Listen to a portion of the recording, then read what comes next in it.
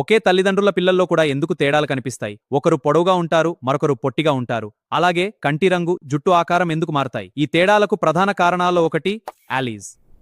మన శరీర లక్షణాలను నియంత్రించే డిఎన్ఏ భాగాలను జీన్స్ అంటారు. ప్రతి జీన్ ఒక ప్రత్యేక లక్షణాన్ని నియంత్రిస్తుంది. ఉదాహరణకు కంటి రంగు, జుట్టు ఆకారం, రక్త గ్రూపు సింప్తాలను అలీల్స్ అంటారు.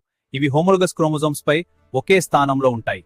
హైట్ జీన్ కి tall allele capital T, short allele small T. రెండు అలీల్స్ ఒకేలా ఉంటే హోమోసిగోస్ అంటారు. ఉదాహరణకు క్యాపిటల్ టీ లేదా స్మాల్ టీ. రెండు అలీల్స్ వేర్వేరుగా ఉంటే హెటరోజిగోస్ అంటారు. ఉదాహరణకు క్యాపిటల్ టీ స్మాల్ టీ. కొన్ని అలీల్స్ తమ ప్రభావాన్ని ఎక్కువగా చూపిస్తాయి, వాటిని డామినెంట్ అలీల్స్ అంటారు. మరికొన్ని దాగి ఉంటాయి, వాటిని రిసెసివ్ అలీల్స్ అంటారు. క్యాపిటల్ టీ స్మాల్ టీలో టాల్ లక్షణమే కనిపిస్తుంది. అలీల్స్ ఉత్పత్తికి ప్రధాన కారణం మ్యూటేషన్స్. డిఎన్ఏలో జరిగే చిన్న మార్పులను మ్యూటేషన్స్ అంటారు. ఈ మ్యూటేషన్స్ వల్ల జీన్ యొక్క రూపంలో మార్పు వస్తుంది. అలా జీన్ యొక్క కొత్త రూపాలు ఏర్పడతాయి. వీటినే అలీల్స్ అంటారు. అలీల్స్ గురించి ప్రపంచానికి తెలియజేసింది జెనెటిక్స్ తండ్రి గ్రెగోర్ మెండెల్. ఆయన బఠానీ మొక్కపై చేసిన ప్రయోగాల ద్వారా డామినెంట్ మరియు రిసెసివ్ లక్షణాలను వివరించారు.